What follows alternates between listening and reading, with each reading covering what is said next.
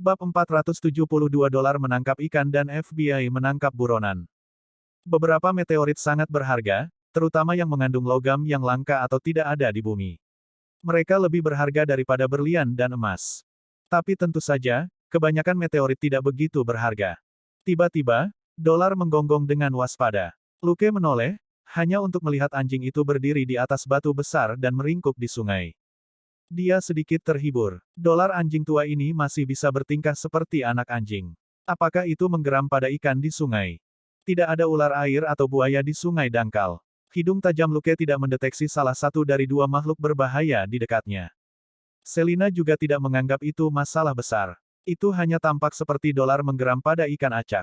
Anjing memang seperti itu, jika angin meniup kantong plastik, mereka bisa bermain dan mengejarnya cukup lama. Dolar telah melakukan banyak hal serupa yang sangat lucu ketika masih muda.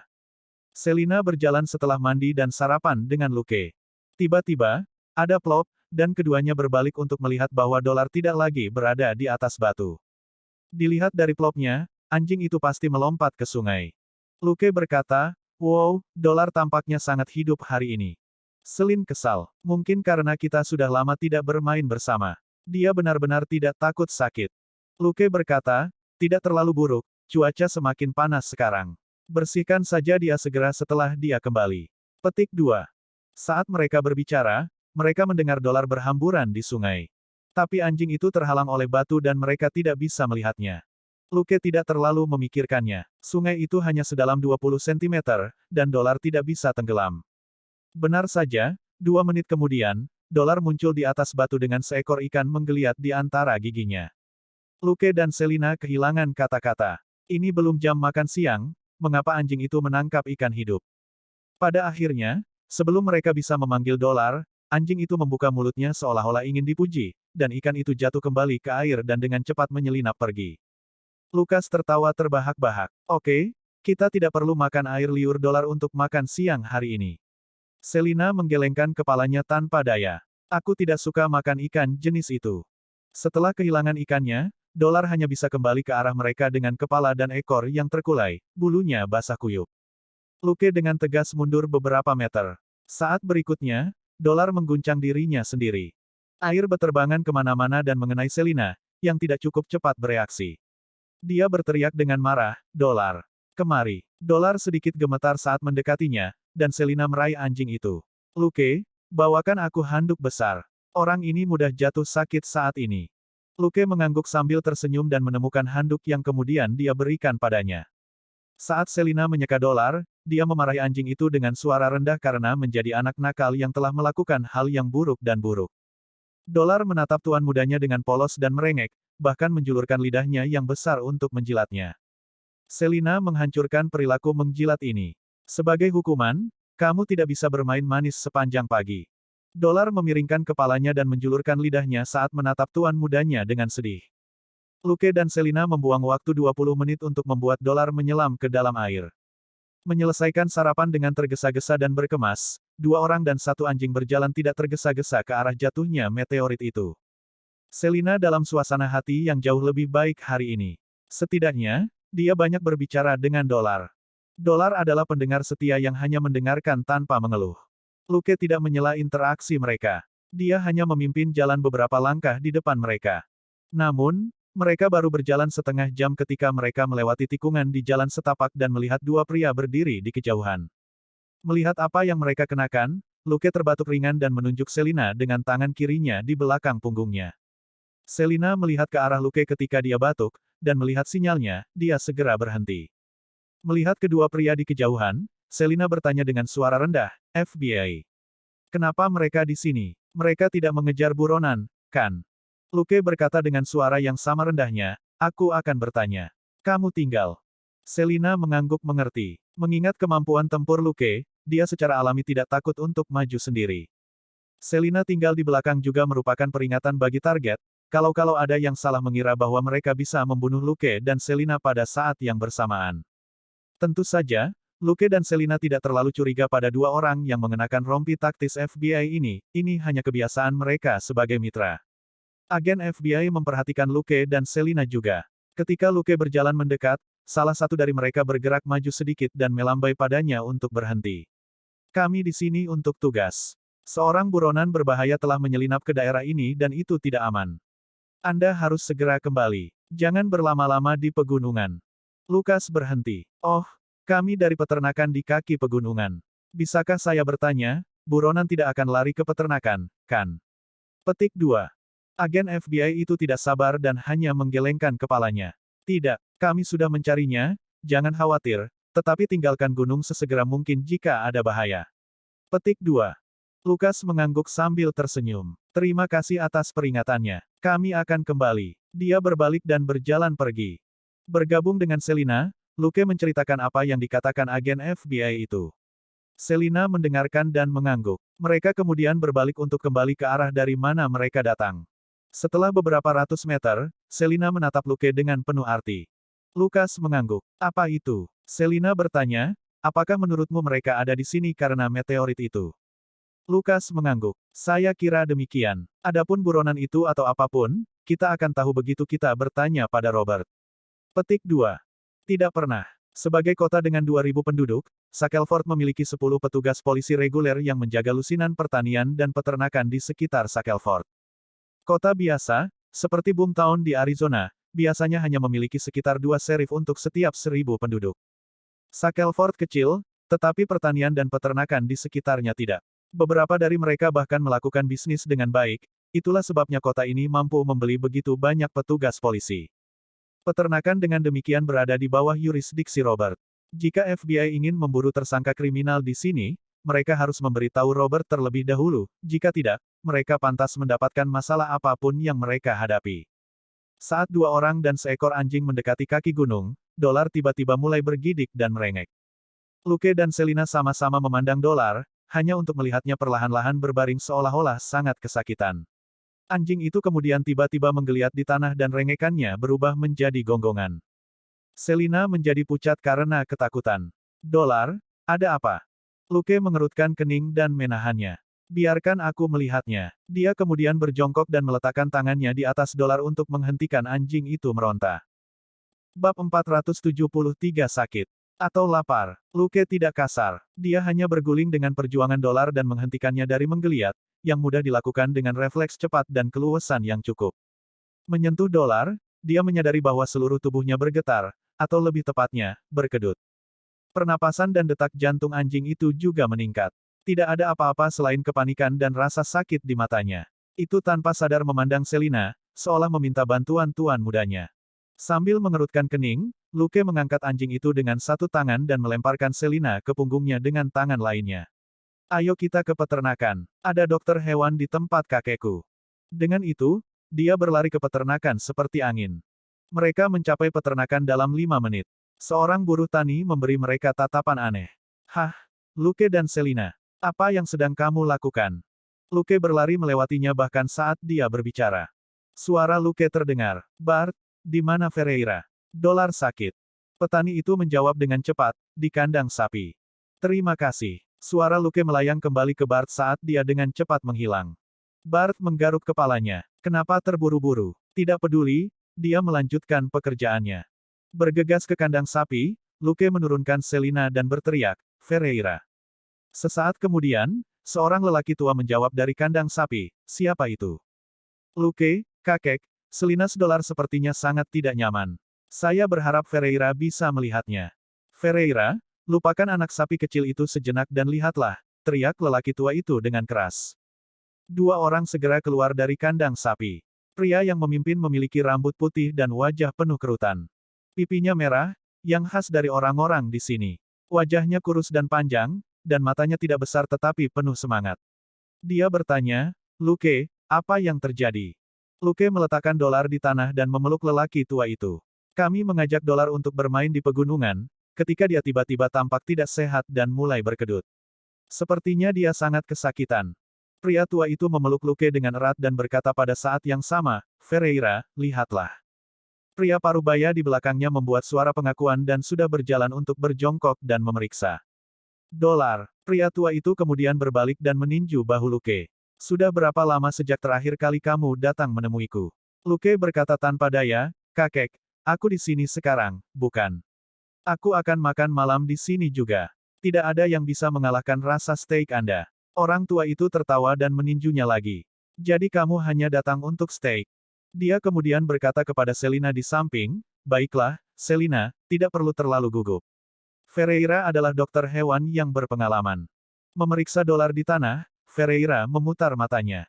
Drax, yang biasanya aku periksa adalah ternak dan kuda. Anjing tidak berada dalam jangkauan keahlianku. Drax, kakek Luke, langsung memarahinya. Berhenti bicara dan mulai bekerja. Lukas tersenyum kecut. Orang-orang di peternakan itu terus terang. Selina masih berdiri di sini ketika Ferreira mengatakan bahwa dia tidak berspesialisasi dalam merawat anjing. Tapi kakeknya cukup cerdik untuk langsung memotong kata-kata jujur Ferreira. Ferreira, bagaimanapun, mengangkat kepalanya. Hei, apakah kalian salah?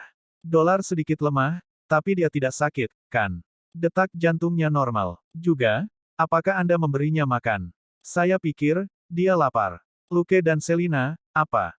Luke tidak bisa menahan diri untuk berjongkok dan memeriksa dolar lagi, hanya untuk menemukan bahwa semua gejala abnormal telah hilang. Itu seperti yang dikatakan Ferreira. Kecuali sedikit lemah, dolar baik-baik saja. Menggosok kepala besar dolar saat menjilat tangannya, Luke bingung. Dia bukan idiot yang tidak memiliki pengetahuan umum medis, dia juga telah belajar pertolongan pertama di lapangan. Sementara anjing sangat berbeda dari manusia, dia tidak salah dalam diagnosis dasarnya. Ada yang salah dengan dolar barusan. Tapi kecuali perutnya yang keroncongan, dolar benar-benar normal sekarang. Luke bingung, tapi dia tidak membantah kata-kata Ferreira. Tidak perlu berdalih tentang ini, Ferreira tidak salah. Adapun kondisi dolar tadi, Luke bisa memeriksanya sendiri.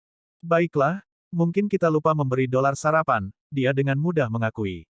Kakek, sepertinya kita harus memberinya sesuatu untuk dimakan dulu. Drax tertawa dan melingkarkan lengannya di bahu Luke. Ayo pergi. Aku akan mentraktirmu barbeque mewah hari ini. Lukas tidak punya apa-apa untuk dikatakan. Apa itu barbeque mewah? Itu, daging, banyak daging. Dan semua jenis, dari bacon hingga daging panggang dan sosis. Dan semuanya disajikan pada saat yang sama, yang merupakan surga mutlak bagi pemakan daging. Memanggil Selina, mereka semua pergi ke tempat Drax. Meskipun dia bukan pemilik peternakan yang kaya, rumah Drax tidak kecil. Rumah kayu yang luas dibangun dengan punggung menghadap ke gunung dan mendapat banyak cahaya. Teras luas saja sudah sebesar ruang tamu. Luke mengikuti Drax ke dalam rumah dan menemukan makanan untuk dolar terlebih dahulu. Anjing itu sudah tua dan tidak bisa makan terlalu banyak makanan yang tidak mudah dicerna. Luke hanya bisa memberinya susu domba terlebih dahulu. Saat Luke mengobrol dengan kakeknya di dalam rumah, dia mencincang beberapa daging sapi dan merebusnya dalam air untuk mengubahnya menjadi sesuatu seperti pasta daging. Menggunakan air untuk mendinginkan pasta dengan cepat, Luke kemudian membawanya keluar. Di teras, dolar sudah menjilati mangkuk makanan. Luke bertanya tanpa daya, apakah kita benar-benar memberinya makan terlalu sedikit saat sarapan? Melihat dolar yang cukup energi, Selina juga bingung. Tidak, aku bertanya pada ibuku sebelumnya. Itulah jumlah yang biasanya dia makan, dan dia tidak akan makan lebih dari itu. Luke tidak akan membiarkan dirinya terlalu khawatir tentang hal itu. Mendorong kepala dolar ke samping, dia menuangkan sepertiga dari pasta daging hangat ke dalam mangkuk. Ekornya bergoyang-goyang dengan panik, dolar melahap makanannya. Luke dan Selina saling memandang dengan bingung. Sudah bertahun-tahun sejak mereka melihat dolar begitu rakus. Golden Retriever adalah pemakan cepat dan bisa menghabiskan semangkuk mie dalam 5 detik. Tapi seiring bertambahnya usia dolar, makannya semakin kecil dan makannya lebih lambat. Cara dia makan dengan penuh semangat sekarang, seolah-olah dolar tiba-tiba 8 tahun lebih muda. Dolar menjilat mangkuk sampai bersih dalam waktu kurang dari 2 menit, lalu mengangkat kepalanya untuk melihat dengan tidak sabar pasta daging yang dipegang Luke. Luke menyerahkan pasta itu kepada Selina. Biarkan aku memeriksa apakah dia sudah kenyang dulu. Dia kemudian memeluk dolar dan merasakan perutnya. Bab 474 Jangan pergi terlalu jauh. Sesaat kemudian, Luke bangkit dengan ekspresi aneh. Oke, Selina, beri dia makan sisanya. Ketika dia mengatakan itu, dolar mengibaskan ekornya lebih keras. Menyipitkan matanya, Luke melangkah mundur dan mengamati dolar. Ia mengubur kepalanya yang besar di mangkuk makanan lagi dan menikmati makanan tambahan dari tuan mudanya. Luke dan Selina menghabiskan sisa hari itu di peternakan. Luke jarang datang, dan Drax sudah menyiapkan barbeque mewah. Mario, ayah Selina, mampir juga. Dia menyapa Luke dan kemudian memeriksa dolar. Dia tahu bahwa putrinya menyayangi anjing tua yang tumbuh bersamanya. Tapi melihat dolar yang memantul-mantul, Mario heran, dia sangat energi, lebih dari biasanya. Dia tidak terlihat sakit. Luke membantu Drax menyiapkan barbeque di panggangan luar ruangan. Mendengar kata-kata Mario, dia hanya mengangkat bahu sementara Selina berwajah kosong. Di malam hari, Luke dan Selina kembali ke rumah dengan sisa barbeque. Mereka sudah lama tidak ke peternakan dan Drax sangat senang karena dia banyak memasak. Orang tua itu hanya menyuruh mereka membawa pulang makanan untuk dinikmati keluarga mereka juga. Luke mengantar Selina pulang lebih dulu dan memberinya sebagian besar sisa makanan. Dia memiliki keluarga besar yang bisa mengurus daging dengan mudah. Dalam keluarga Luke, Robert adalah satu-satunya yang memiliki selera makan yang sangat baik. Catherine dan Claire tidak fanatik tentang daging, dan Joseph tidak bisa makan banyak daging karena sistem pencernaannya yang buruk. Sudah cukup bagi Luke untuk membawa kembali sedikit sebagai tanda kecil. Awasi dolar. Hubungi saya jika terjadi sesuatu, Luke mengingatkan Selina. Selina menatapnya kosong. Apakah dia benar-benar sakit? Suaranya sedikit goyah. Lukas menggelengkan kepalanya. Tidak, dia seharusnya baik-baik saja, awasi saja. Dia terlalu baik. Luke diam-diam menambahkan dalam hatinya saat dia pergi. Dia mengambil daging barbeque di rumah. Tidak mengherankan, tidak ada yang terlalu bersemangat. Mereka baru saja selesai makan malam, dan kedua wanita dan anak itu baru saja makan sedikit daging. Robert dan Luke adalah satu-satunya dua orang yang dengan senang hati menikmati bir sambil menonton pertandingan sepak bola di TV. Luke bertanya tentang pencarian buronan FBI, dan ternyata Robert benar-benar menerima pemberitahuan. Namun, itu buronan tunggal, dan bantuan dari polisi di kota tidak diperlukan. Sebagai serif tua yang tidak berambisi, Robert dengan tegas mencuci tangannya dari masalah ini. Meskipun tidak ada hal besar yang terjadi di kota kecil itu, mereka seringkali harus mengurus masalah kecil di berbagai peternakan dan pertanian. Itu tidak sibuk, tapi itu sangat memakan waktu. Perselisihan dengan pemilik peternakan dan peternakan di bawah terik matahari selama hampir 1 jam adalah hal biasa. Robert dengan demikian tidak tertarik untuk mengerahkan anak buahnya untuk mencari di pegunungan, yang akan berbahaya dan tidak menguntungkan. Lukas tidak terkejut. Kedua agen FBI itu memang terlihat sah. Dia hanya membenarkannya karena kebiasaan jika terjadi sesuatu di peternakan kakeknya. Memanfaatkan kesempatan ini, Luke menyarankan, bagaimana pendapatmu tentang meminta kakek menjual peternakannya, atau mempekerjakan seseorang untuk membantu manajemen, sehingga dia tidak terlalu lelah. Robert tidak setuju. Drax adalah pria yang tidak bisa duduk-duduk. Hal yang paling dia benci dalam hidup adalah gelandangan malas. Apakah Anda tahu mengapa dia tidak keberatan saya dan Catherine bersama saat itu? Itu hanya karena dia melihat betapa rajinnya saya ketika saya mengelola pertanian saat itu. Sebaiknya kau tidak membicarakan ini dengannya. Dia memanjakanmu, tapi dia pasti tidak akan baik padamu tentang hal itu. Tanpa berkata-kata sejenak, Luke kemudian berkata, bukannya aku menyuruhnya berhenti melakukan apapun, saya hanya ingin dia sedikit melambat karena dia hampir 70 tahun. Sambil menyipitkan matanya ke arah Luke, Robert merenung sejenak sebelum dia berkata dengan suara rendah, ku dengar Mario berencana membeli peternakan kecil. Lukas tercengang. Apakah dia? Dia akan berkata, apakah dia cukup kaya? Tapi kemudian menelan kata-kata itu. Setelah menginvestasikan 200.000 di perusahaannya, Selina masih memiliki sekitar 400.000 yang tersisa. Keluarganya selalu berhati-hati dengan uang dan harus memiliki sedikit tabungan. Jika mereka mengumpulkan uang bersama, bukan tidak mungkin bagi mereka untuk membeli pertanian sebagai perusahaan keluarga.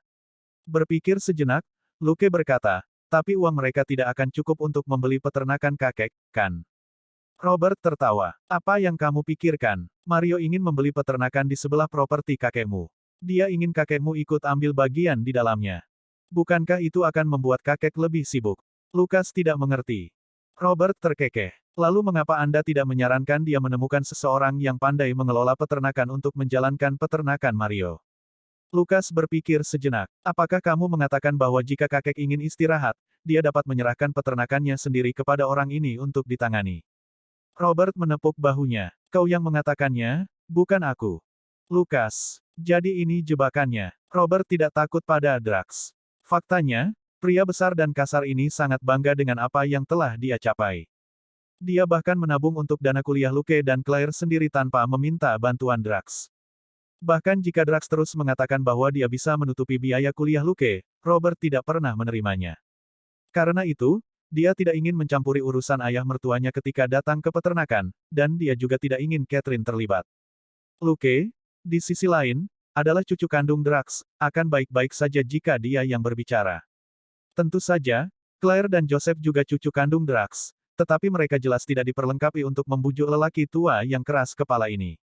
Robert merasa bahwa Luke adalah satu-satunya yang memiliki cara untuk meyakinkan Drax bahwa si tua berkabut itu. Luke mengusap dagunya dan merenung sejenak. Apakah Anda memiliki seseorang dalam pikiran untuk posisi itu? Ayah Selina jelas bukan pilihan. Sementara pria itu telah menjadi buruh tani selama lebih dari 10 tahun dan rajin dan sungguh-sungguh, dia tidak benar-benar bahan pengawas. Robert mengangkat bahu. Jika menurutmu rencana ini bisa berhasil, beritahu Drax untuk menemukannya sendiri. Dia selalu tertarik untuk memperluas wilayahnya. Lukas berkeringat. Bukankah kakeknya sedikit terlalu energik? Dia bahkan lebih pekerja keras daripada Luke sendiri. Kalau begitu aku akan mencari waktu untuk menelepon kakek, kata Luke. Robert bertanya, Anda tidak akan bertemu dengannya secara langsung. Lukas menghela napas. Masih ada hal-hal yang perlu dipertimbangkan sebelum ini bisa diselesaikan. Saya tidak berpikir saya bisa menyelesaikannya selama istirahat ini. Petik 2. Robert menepuk dahinya. Baik, kamu selalu teliti ini. Selesai membahas masalah ini, dia ragu-ragu sejenak sebelum berkata dengan suara rendah, semuanya baik-baik saja di Los Angeles.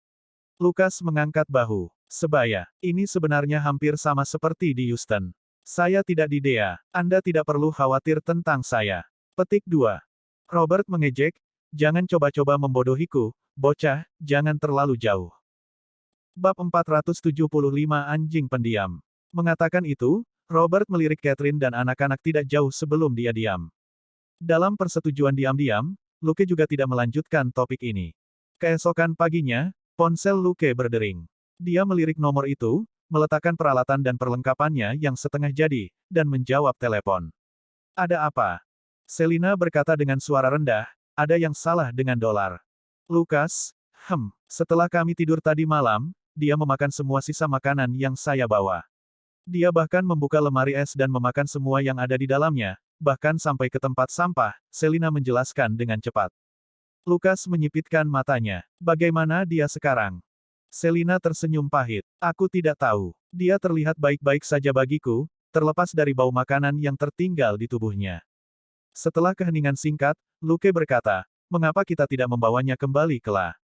Jika terjadi sesuatu, kita bisa mengirimnya ke rumah sakit hewan peliharaan yang besar. Selin terkejut. Apa? Dia tidak pernah memikirkan itu. Lukas tertawa. Bukankah lebih baik jika dia menemanimu di La? Selina ragu-ragu. Saya khawatir pesawat akan terlalu berat baginya, dia sudah sangat tua. Luke berkata, kalau begitu mari kita kembali. Dia bisa mengambil kursi belakang. Selina berkata, oke. Luke berkata, awasi dia selama 2 hari ke depan.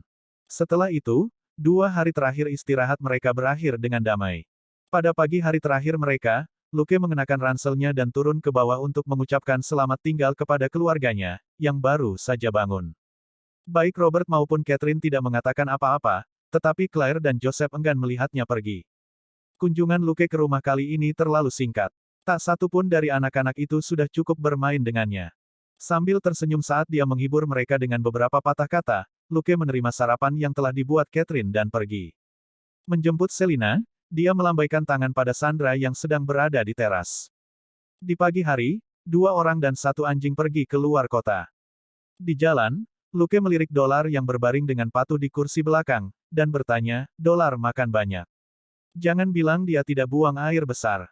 Dengan wajah kosong, Selina berpikir sejenak sebelum berkata, aku tidak menyadarinya.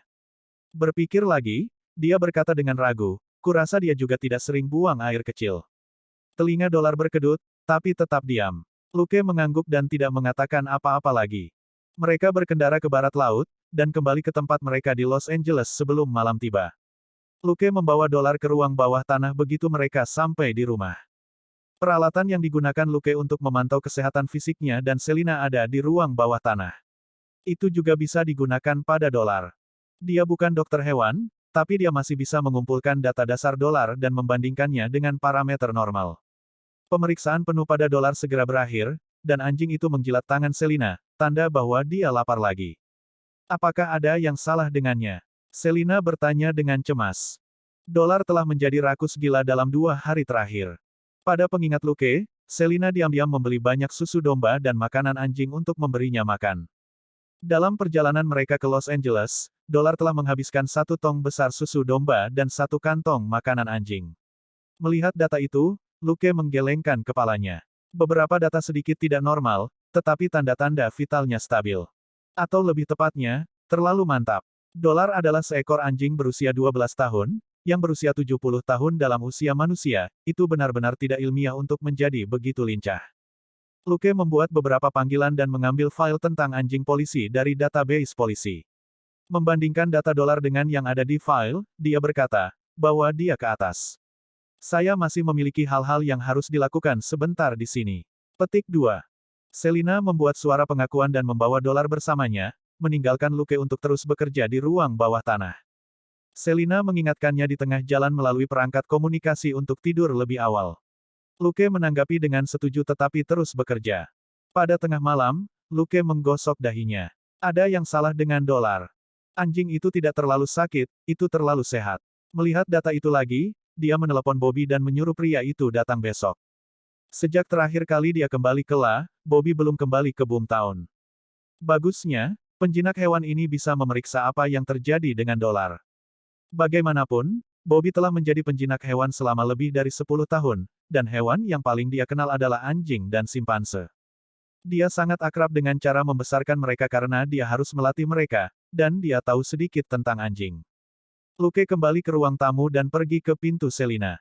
Di ambang pintu, Dolar membuka mata dan meliriknya, sebelum menutupnya lagi dan kembali tidur. Menatap orang itu sejenak, Luke menghela nafas dan berharap itu bukan sesuatu yang buruk. Dia kemudian berbalik dan kembali ke kamarnya sendiri untuk mandi dan beristirahat. Dolar melihat ke arahnya lagi sebelum bergeser ke posisi yang lebih nyaman dan melanjutkan tidurnya. Bobby ada di pintu pagi-pagi sekali. Luke, yang telah menunggunya, membawanya ke halaman belakang dan kemudian memanggil Dolar. Lihat dia, kata Luke. Bobby tidak bertanya apa-apa. Dia sudah terbiasa dengan pemikiran bosnya yang tidak menentu. Dibandingkan dengan bertemu hantu secara misterius, memeriksa seekor anjing bukanlah apa-apa. Itu adalah profesi lamanya untuk memulai. Memeriksa Dolar yang patuh dari ujung kepala sampai ujung kaki, dia menatap Luke dan menggelengkan kepalanya tanpa daya. Saya tidak melihat masalah. Ini sangat sehat untuk anjing seusianya, dan dapat dengan mudah hidup selama beberapa tahun lagi. Sambil menyipitkan matanya, Luke merenung sejenak sebelum dia berkata, cobalah berkomunikasi dengannya, seperti yang kamu lakukan dengan dokter. Wajah Bobby sedikit berubah. Tentang itu, Luke berkata, cobalah. Setelah ragu-ragu sejenak, Bobby berjongkok dan menahan kepala besar Dolar agar dia bisa menatap matanya. Sesaat kemudian, dia berseru kaget. Sambil menggelengkan kepalanya, dia menatap Dolar lagi, lalu berdiri sesaat kemudian. Bos, saya tidak bisa berkomunikasi dengan anjing Anda. Lukas mengangkat alis.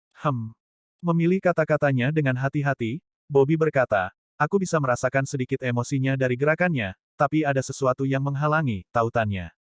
Luke mengerti apa yang dikatakan Bobby, Dolar memiliki emosi, tetapi Bobby tidak dapat memahami apa itu dengan komunikasi mentalnya. Dia mengangguk pelan. Oke, tidak apa-apa. Terima kasih telah bersusah payah untuk datang. Bobby menggelengkan kepalanya cepat. Tidak ada masalah sama sekali. Lagi pula aku tidak ada hubungannya. Luke berpikir sejenak sebelum dia bertanya, apakah Chris akan melanjutkan operasinya? Bobby mengangguk. Iya, aku bermaksud meneleponmu 2 hari terakhir ini. FBI telah memberitahu Chris bahwa ranjau dapat dibuka kembali dalam 3 hari. Luke memandangnya dan bertanya, kalau begitu, kamu bisa pergi besok dan mengawasi semuanya. Anda baik-baik saja dengan itu, kan? Petik 2. Tertegun sejenak, Bobby lalu tersenyum. Saya akan senang. Bagaimanapun, itu adalah tambang emas. Luke telah mengirimnya ke sana dan mengatakan kepadanya bahwa tugasnya adalah menjaga dari siapapun yang memiliki gagasan tentang tambang itu. Gaji tahunannya hampir $100.000, dan Luke tentu saja mengirimnya ke sana sehingga Bobby tidak mendapatkan gaji ini secara cuma-cuma. Memikirkan sahamnya sendiri di tambang emas, meskipun itu hanya sebagian kecil, hati Bobby mau tidak mau mempercepat. Bab 476 Anemia dan Malnutrisi Selina. Emas dan uang tunai adalah bentuk kekayaan yang paling nyata. Hanya sedikit orang yang bisa menahan godaan mereka. Setelah melihat Bobby pergi, Luke kembali ke halaman belakang. Waktunya pergi, Dolar. Bangunkan Selina. Dolar dengan patuh mengikutinya ke dalam rumah. Pada gerakan Luke, ia meletakkan kepalanya di tempat tidur Selina dan membasuh wajahnya dengan air liur. Dolar. Selina berteriak marah. Tapi sesaat kemudian, dia bermain dengan gembira dengan anjing itu. Berdiri di pintu, Luke berkata, apakah saya harus mengingatkan Anda bahwa sarapan hampir siap? Setelah dia mengatakan itu, orang dan anjing di tempat tidur berhenti dan menoleh. Ayo pergi, Dolar. Waktunya sarapan. Luke bersiul dan menarik Dolar menjauh. Selina berteriak cemas dari kamarnya, tunggu aku. Jangan curi makananku. Beberapa menit kemudian, melihat Selina yang sedang melahap makanan dan anjing tua yang tidak makan lebih lambat, Luke tahu bahwa semuanya tidak benar. Menghabiskan makanannya sekaligus, Selina masih belum puas. Hei, aku belum kenyang. Di lantai, Dolar sudah menjilati mangkuk makanan yang kosong. Luke berkata, tunggu sebentar. Dia kemudian mengambil kue Napoleon yang dia buat pagi itu dari dapur untuk Selina. Dolar menatapnya dengan tidak sabar di samping. Tunggu sebentar untuk milikmu. Makanan anjing yang lebih lembut masih lebih baik untukmu. Luke pergi ke gudang tempat mereka menyimpan makanan anjing Dolar. Ketika mereka kembali kemarin, dia telah membeli sekantong besar makanan anjing serta susu domba dari supermarket. Meskipun Dolar terlihat sehat saat ini, Luke tidak ingin terjadi apa-apa jika dia tidak makan dengan benar. Makanan anjing yang dilunakkan dalam susu domba adalah pilihan yang sempurna. Selina sedang menikmati kue Napoleon dengan gembira ketika seseorang tiba-tiba berbisik di sebelahnya, aku menyukainya. Terkejut, dia menoleh, tetapi kecuali Dolar, yang masih melihat dengan tidak sabar ke arah Luke, tidak ada orang lain. Selina bingung. Apakah aku berhalusinasi? Itu karena suaranya terdengar sedikit seperti miliknya, tetapi lebih dalam dan lebih serak.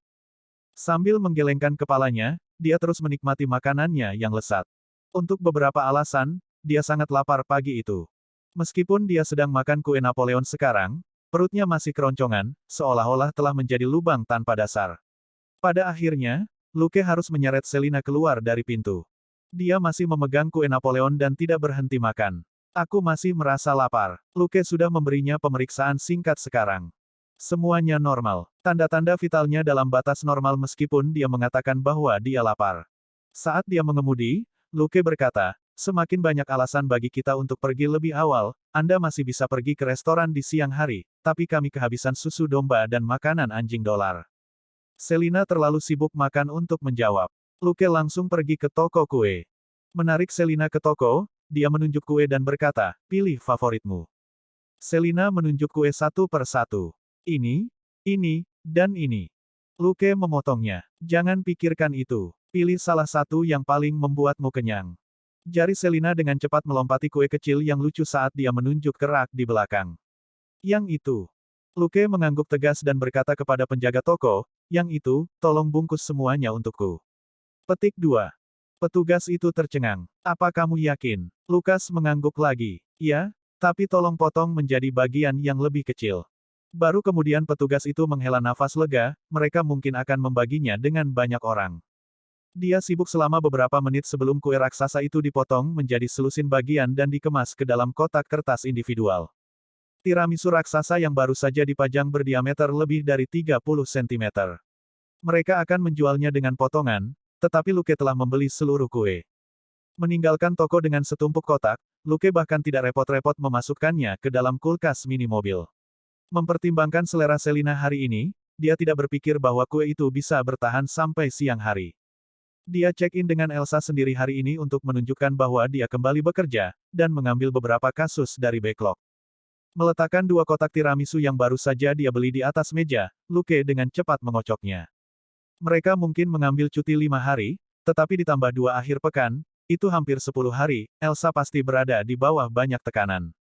Sekarang setelah dia kembali, dia sebaiknya segera keluar dan menyelidiki kasus, itu akan jauh lebih baik daripada melihat wajah masam Elsa. Melihat seseorang yang masih makan, Luke tanpa daya menyalakan mobil dan pulang. Dolar masih duduk di kursi belakang dengan patuh. Itu mengibaskan ekornya dengan gembira ketika melihat Luke, tetapi matanya tertuju pada tiramisu di tangan Selina. Kamu tidak bisa makan itu, kamu terlalu tua, kata Luke santai kepada Dolar. Kepala besar dolar terkulai sedih, tapi matanya yang besar tidak pernah meninggalkan tiramisu. Sambil menghela napas tak berdaya, Luke pulang. Alih-alih mengerjakan kasus, dia harus mengamati Selina lebih lama. Lebih baik menahannya di rumah dan memintanya membaca berkas kasus hari ini. Dalam perjalanan pulang, dia mendapat 2 kantong makanan anjing terbaik dan sejumlah besar susu domba untuk dolar dari supermarket. Untuk sesaat, Luke merasa tertekan, memiliki 2 pelahap di rumah benar-benar sakit kepala. Kembali ke rumah, Luke membawa Selina ke ruang bawah tanah. Dia telah memeriksa dolar malam sebelumnya, dan sekarang giliran tuannya. Setelah pemeriksaan terperinci, Luke melihat data Selina. Hanya butuh beberapa saat baginya untuk memastikan bahwa memang ada sesuatu yang salah dengannya. Dia tidak memiliki penyakit tersembunyi, juga tidak ada tanda-tanda serangan penyakit parah yang tiba-tiba. Namun, dia tiba-tiba menderita anemia ringan dan kekurangan gizi. Persentase lemak tubuhnya juga turun. Wanita memiliki persentase lemak tubuh yang lebih tinggi daripada pria. Kisaran normal adalah antara 25% dan 28%. Selina mempertahankan miliknya antara 15% dan 17%, yang memberinya garis otot yang sangat berbeda. Ini adalah sesuatu yang selalu membuat Luke bingung. Sementara Selina banyak berolahraga setiap hari, dia makan terlalu banyak. Berbicara secara logis, tidak mungkin dia bisa mempertahankan persentase lemak tubuh semacam itu. Sistem pencernaannya juga bekerja dengan normal. Dia bukan tipe orang yang tidak pernah menambah berat badan, tidak peduli berapa banyak mereka makan hanya karena tubuh mereka tidak dapat menyerap nutrisi dengan baik. Jadi bagaimanapun melihatnya, Selina seharusnya tidak mengalami anemia, malnutrisi, dan penurunan persentase lemak tubuh. Dia adalah seorang pelahap, sangat aneh bahwa dia tidak berubah menjadi gemuk besar dari semua kelebihan nutrisi itu. Luke hanya bisa menyuruhnya berbaring dan memberinya suntikan. Selina mengerutkan kening. Sebuah 4. Dengan serius. Luke menyesuaikan kecepatan tetesan untuknya dan berkata, kamu sekarang menderita anemia dan kekurangan gizi. Makan tidak akan membantu Anda menebusnya dalam waktu singkat. Petik 2. Selin? Apa? Dia berpikir bahwa Luke pasti bercanda. Lukas mengangguk. Saya pikir itu aneh juga, tapi itulah yang dikatakan hasil tes. Jadi, bersikaplah baik dan tetap di sini sampai tas ini kosong. Setelah itu, Anda dapat membaca file kasus. Kami akan berhenti berlatih untuk hari ini.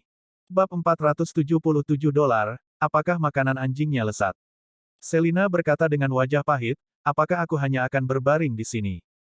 Luke berkata, bagaimana kalau dolar tinggal di sini untuk menemanimu? Selin. Geli, Luke pergi dan segera kembali dengan tablet dan tiramisu yang dibelinya. Ini seharusnya baik-baik saja, kan? Selina berseri-seri. Sayang, kamu yang terbaik. Luke menarik troli kecil dan meletakkan barang-barang di sampingnya. Dia kemudian memanggil Dolar, yang menunggu dengan sabar. Ayo pergi, Dolar, aku akan membuatkanmu sesuatu untuk dimakan. Dolar segera bangkit dan berlari mengejar Luke. Ruang bawah tanah ini adalah tempat mereka melakukan pemeriksaan, jadi harus sangat higienis. Luke tidak akan memberi makan Dolar di sana. Anjing itu makan dengan sangat lahap akhir-akhir ini sehingga membuat makanannya beterbangan kemana-mana. Sisa makanan tidak menjadi masalah, masalahnya adalah bahwa Dolar akan menjilat mereka dari lantai, yang terlalu banyak. Luke tidak ingin mencium bau air liur Dolar setiap kali dia pergi ke ruang bawah tanah. Kembali ke dapur, dia memanaskan susu domba untuk Dolar dan bertanya, Dolar, apakah makanan anjingnya enak? Dolar menyalak sekali. Luke berkata, enak, apa kau tidak ingin mencoba rasa lain? Dolar memiringkan kepalanya, seolah sedang berpikir. Sayang sekali kamu terlalu tua, Anda hanya dapat memiliki susu domba dan makanan anjing. Juga, kamu adalah seekor anjing, jadi kamu tidak bisa makan apapun yang memiliki kandungan gula atau garam yang tinggi.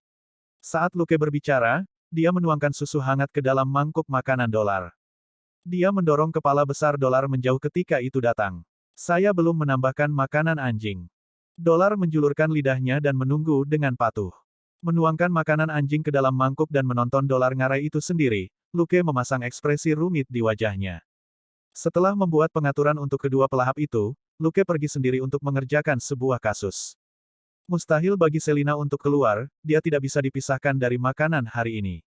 Mengemudi ke TKP, Luke melihat ke lingkungan dan menggelengkan kepalanya dalam hati. Itu adalah tempat kumuh lainnya. Penduduk di sini tidak akan bekerja sama dengan penyelidikan bahkan jika mereka tahu sesuatu. Sambil mengangkat tirai kuning di pintu, Luke masuk ke dalam rumah. Melihat situasi di ruang tamu, dia merasakan deja vu.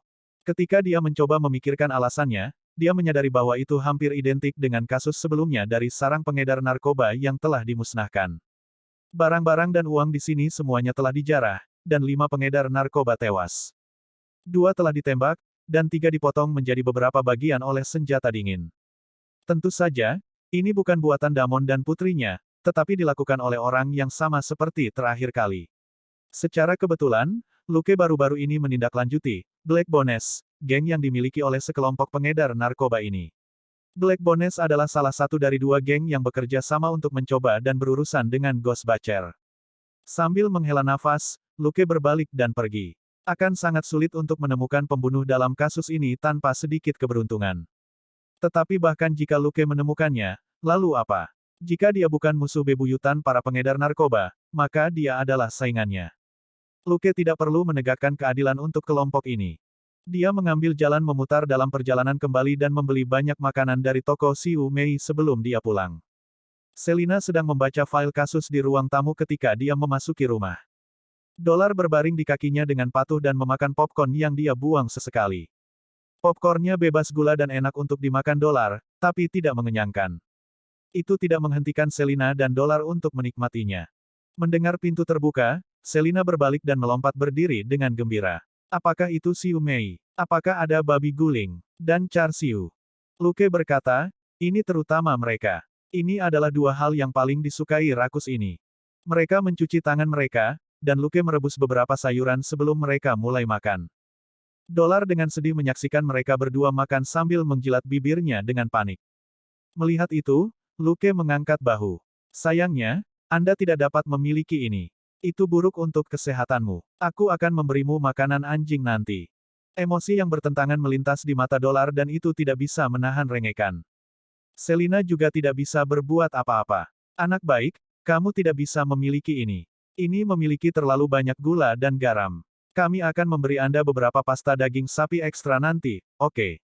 Dolar putus asa. Setelah makan malam, Luke dan Selina mempelajari berkas kasus di ruang tamu. Selina akhirnya tidak kelaparan lagi. Sementara dia masih tidak berhenti makan, dia tidak lagi mengeluh bahwa dia lapar.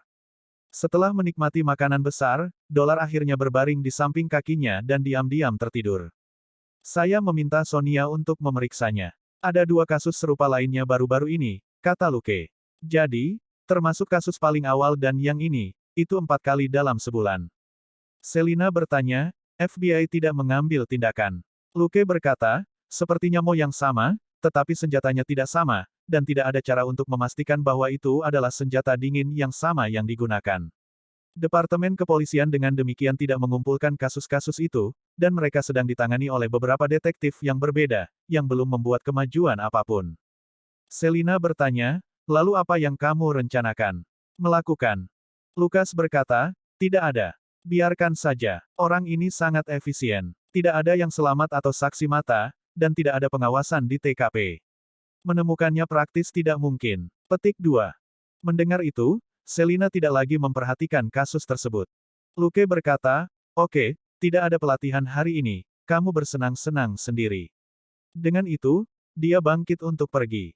Di sisi lain, Dolar segera mengangkat kepalanya dan menatap punggung Luke.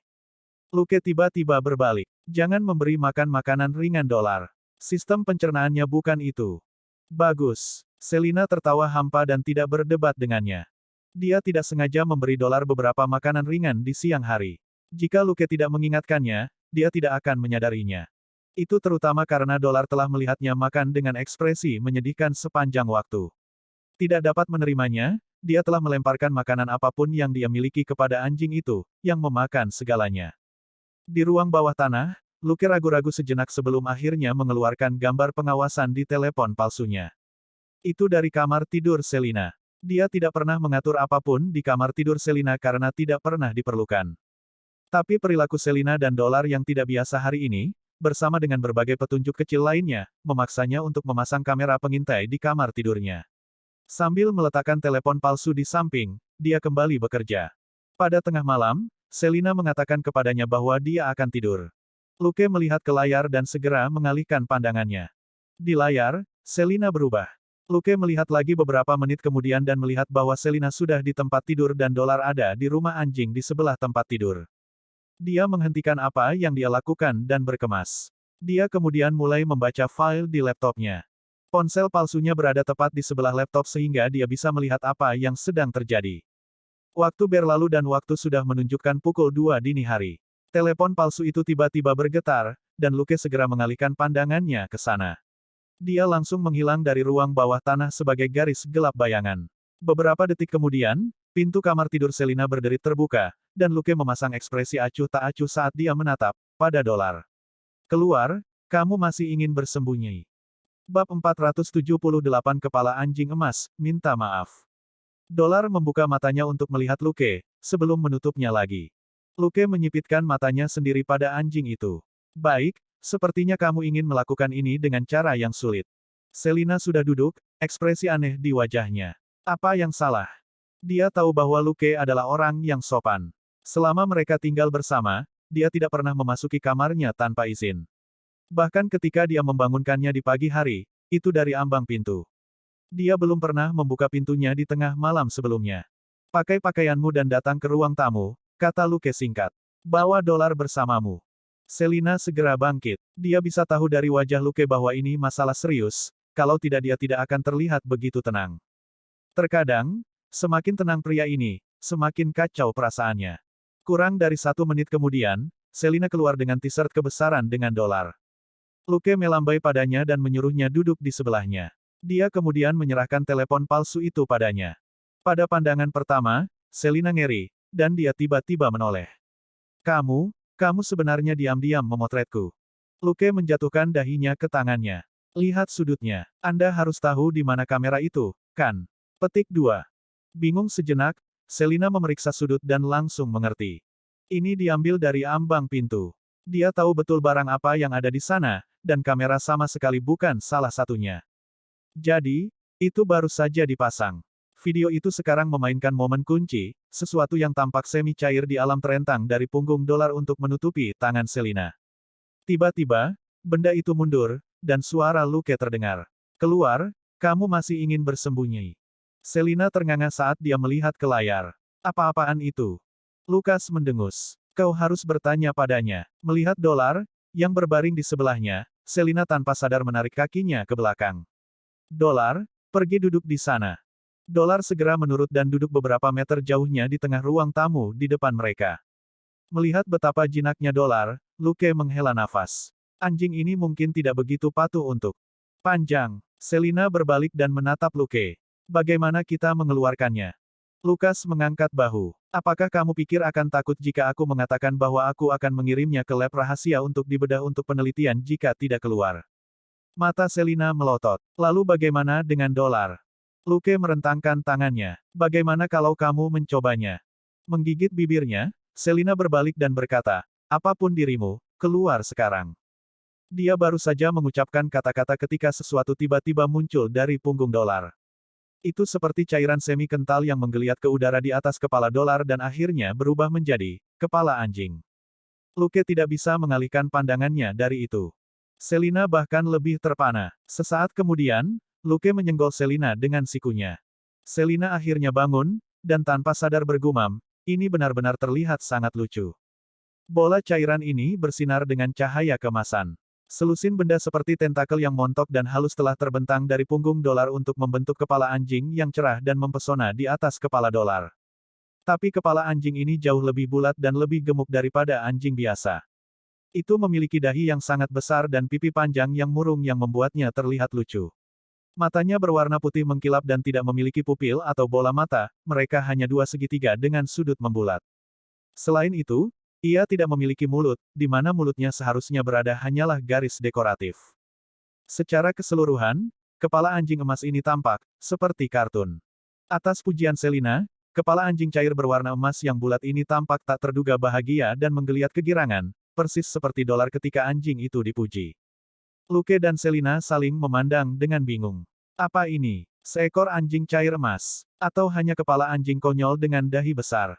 Luke, yang sarafnya tidak terlalu rapuh, terbatuk dan bertanya, siapa kamu? Atau lebih tepatnya, apa itu? Anda, sebuah suara yang sangat mirip dengan Selina tetapi lebih dalam dan lebih serak terdengar. Tidak ada komentar. Kepala anjing itu berpaling dengan angkuh dan bahkan tidak mau melihat Luke. Melihat kepala anjing arogan ini sejenak, Luke tiba-tiba menepuk Selina dan berkata, "Kamu bertanya." "Selin? Hah? Bertanya apa?" Luke berkata, "Pertanyaan yang baru saja saya tanyakan." Selina segera mengulangi pertanyaan itu. Berkonflik, kepala anjing itu berbalik dan menatap dolar dengan sedih di bawahnya. "Saya pemakan." Itu berhenti sejenak, lalu menggelengkan kepalanya dengan sangat enggan. "Baik, Devourer bukan namaku. Saya Rakus, makhluk dari planet yang jauh." Mata Selin melebar. "Alien." Rakus menggelengkan kepala anjingnya. "Dengan pemahamanmu, paling banyak aku hanya bisa dianggap sebagai bentuk kehidupan di luar bumi. Lagi pula, aku tidak terlihat seperti manusia." Melihat kepala anjing emas itu, Luke dan Selina tanpa sadar mengangguk setuju. Selina menoleh, dan Luke berkata, "Tanyakan mengapa itu bersembunyi di dalam dolar, dan mengapa kamu dan dolar makan begitu banyak." Selina segera mengulangi pertanyaannya. Luke menatap Horatius, yang tampak sangat enggan tetapi segera mulai menjawab, "Saya melarikan diri dari pesawat ruang angkasa ke seekor ikan. Saya kemudian berlari ke dolar. Kami sangat cocok, itulah mengapa saya memilihnya." Setelah jeda, Horatius melanjutkan, "Dia makan banyak karena saya membantunya mencerna makanannya dan memperkuat tubuhnya." Lukas mengerutkan alisnya. Dia tidak percaya bahwa hal yang baik seperti itu tidak berhasil. Apakah makhluk yang kamu parasitisasi itu menderita kerugian? Selina tidak perlu mengulangi pertanyaan itu sebelum Horatius berbicara lagi. "Hai, aku bukan parasit. Meminta maaf."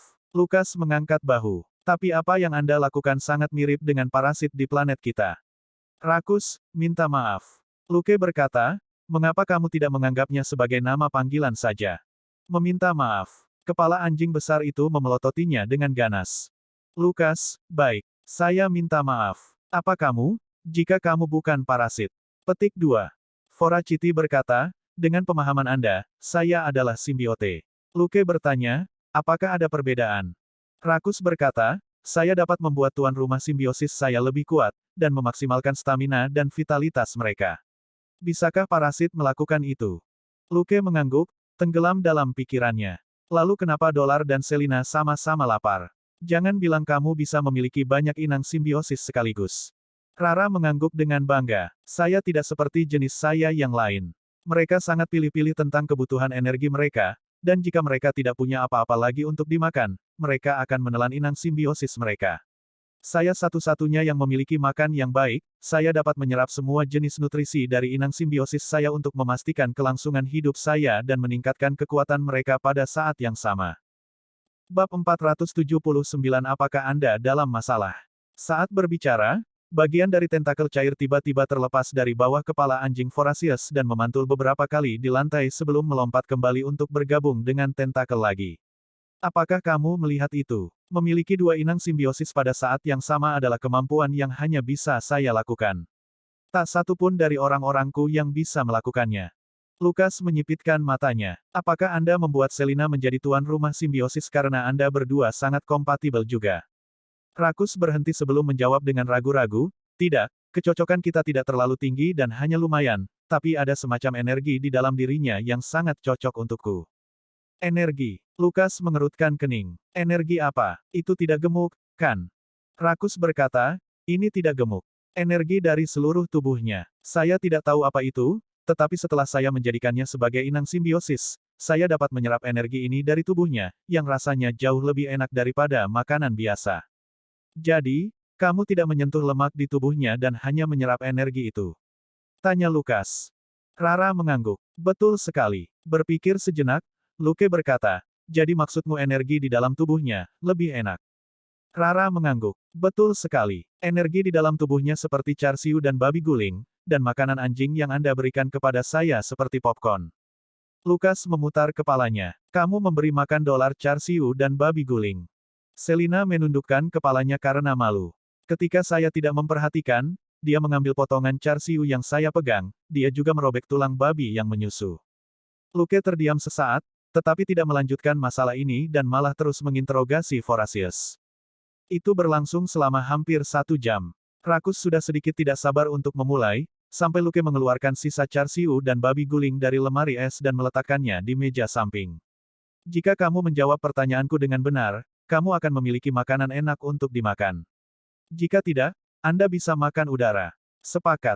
Sepakat. Rakus mengangguk tanpa ragu-ragu dan bentuk cairnya mundur kembali ke tubuh dolar. Dolar tiba-tiba berbicara dengan suara berat Horatius. Saya masih harus bergantung pada anjing ini untuk makan, tetapi saya dapat membantunya mencerna semuanya, jadi jangan khawatir dia akan mengalami gangguan pencernaan. Mendengar itu, Luke hanya bisa melirik Selina. Apakah ketiganya ditakdirkan untuk bersama? Mengapa mereka menjadi begitu bersemangat setiap kali datang untuk makan? Setelah selesai mengajukan pertanyaan, Luke memasukkan sisa char siu dan babi guling ke dalam mangkuk makanan dolar. Dia menarik Selina ke satu sisi dan dengan cepat mengetik pesan di telepon palsunya sebelum dia menunjukkannya padanya. Ketika dia melihat pesan itu dengan baik, Selina menunjuk dirinya sendiri dengan ragu dan berkata, "Aku." Tanya lagi. Lukas mengangguk. Bagaimanapun, itu akan tinggal bersama kita. Tidak ada salahnya untuk mencoba. Ketika Selina memikirkannya, dia menyadari bahwa dia benar, dan mengangguk setuju. Keesokan harinya, baik Luke maupun Selina tidak pergi ke kantor polisi. Mereka baru saja menelepon Elsa dan memberitahunya bahwa mereka sedang mengerjakan sebuah kasus. Luke pergi untuk menangani kasus ini dan berbelanja. Rakus, seperti namanya, adalah yang terbaik dalam hal makan-makan.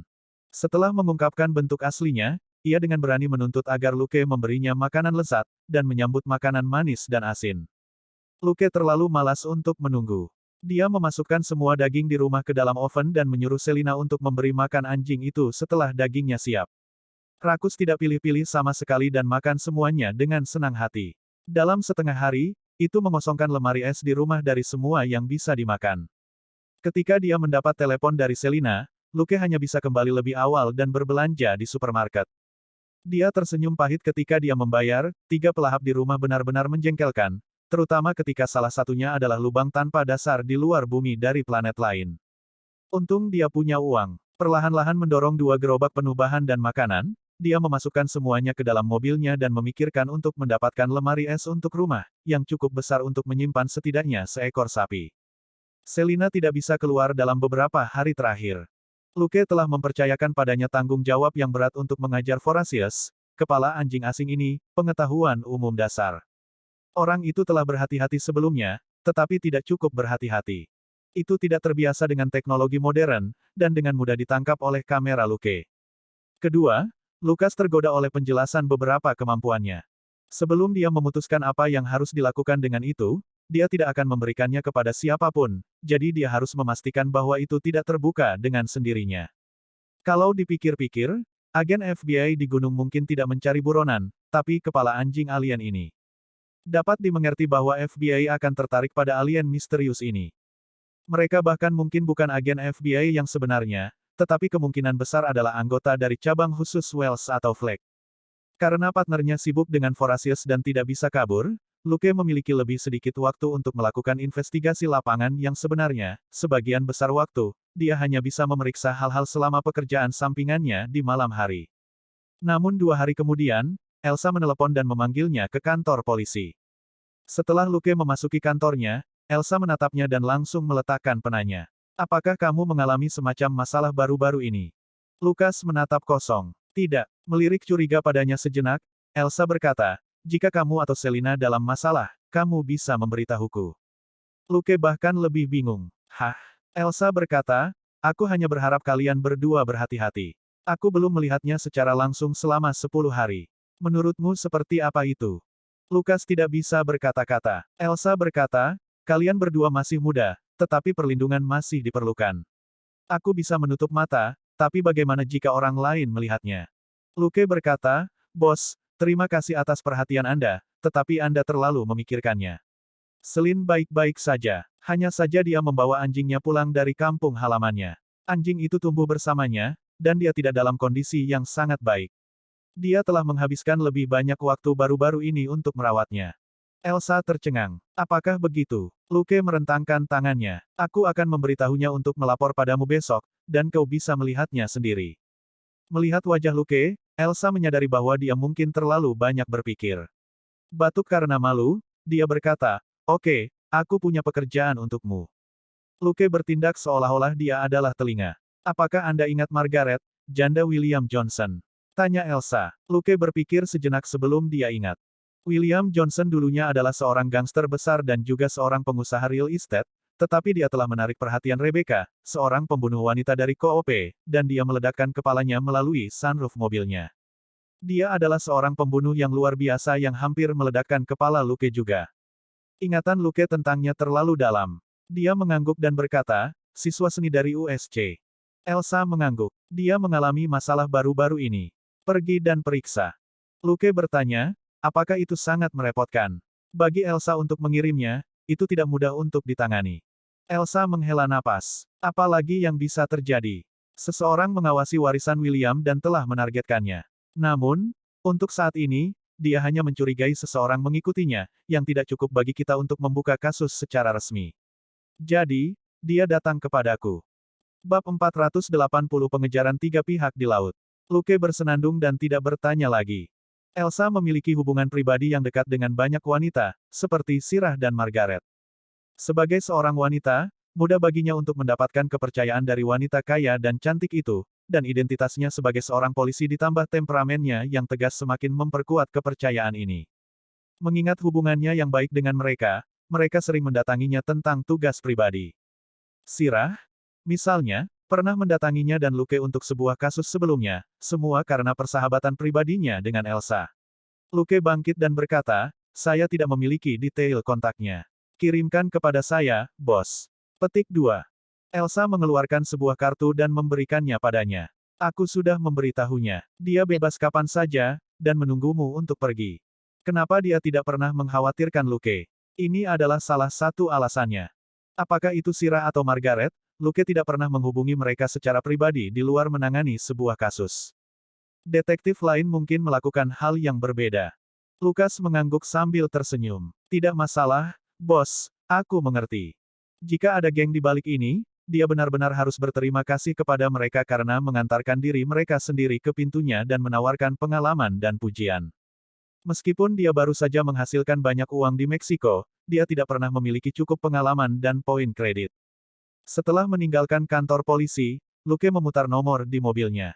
Setelah percakapan singkat, ekspresinya berubah aneh.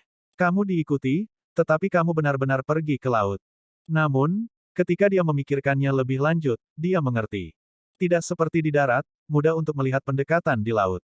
Kemungkinan inilah yang dipikirkan Margaret. Memutar matanya, Luke memanggil Selina. Hei, bawa dolar dan perlengkapan berjemurmu.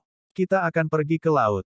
Selina tertegun sejenak. Apakah kamu tinggi? Bukankah dia mengatakan untuk tinggal di rumah dan mengajarkan pengetahuan umum tentang kehidupan yang rakus? Luke menjawab, ini adalah tugas pribadi. Mereka mengambang di laut. Aku sudah bilang kita akan pergi menemui mereka. Mereka, Selin penasaran. Janda William Johnson. Dia tinggal di gedung apartemen yang membuat Donald dikirim ke rumah sakit, ingat. Dia bersama sepupunya sekarang, kata Luke. Selina berkata, oh, dia. Aku akan mulai berkemas sekarang. 20 menit kemudian, Luke, Selina, dan dolar menaiki perahu yang telah mereka pesan melalui telepon dan berlayar.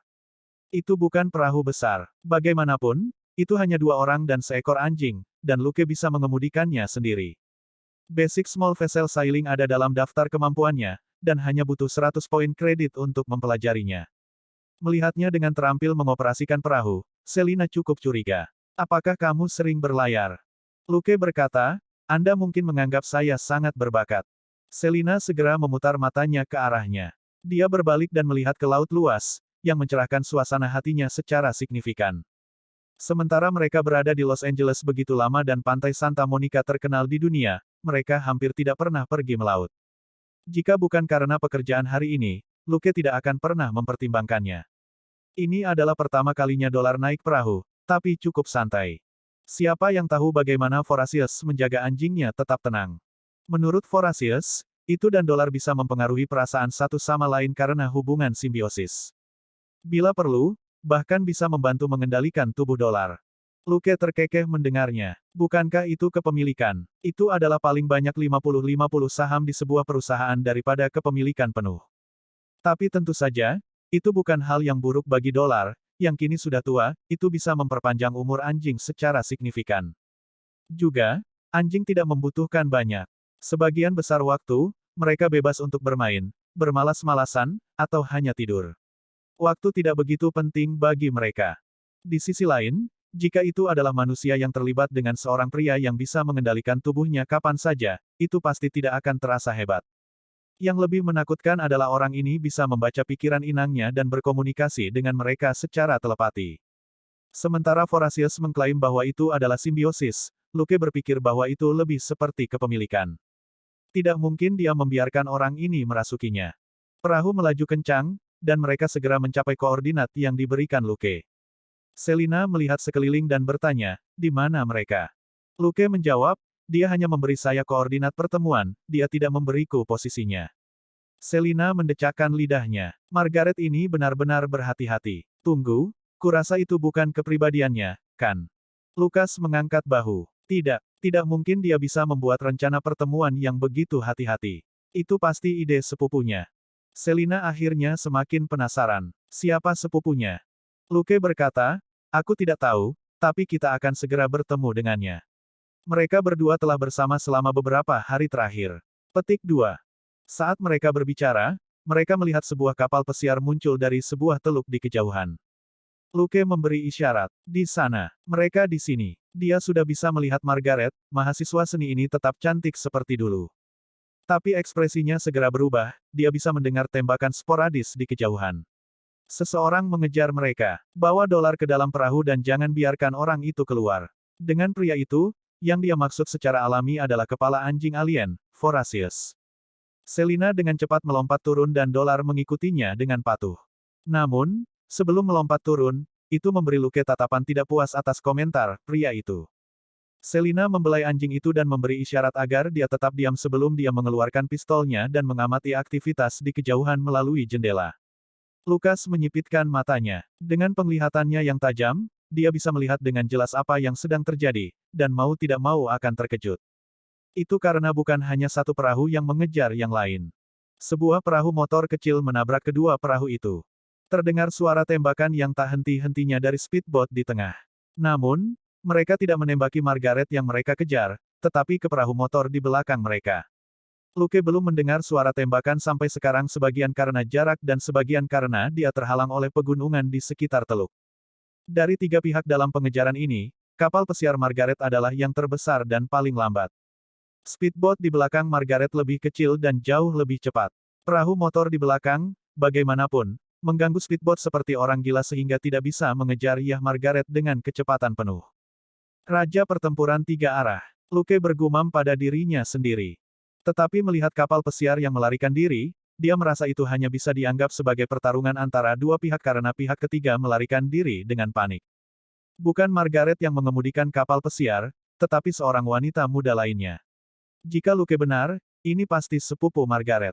Luke menyalakan perahu dan perlahan-lahan mempercepat. Jika tidak, dia mungkin akan tertinggal jauh di kemudian hari.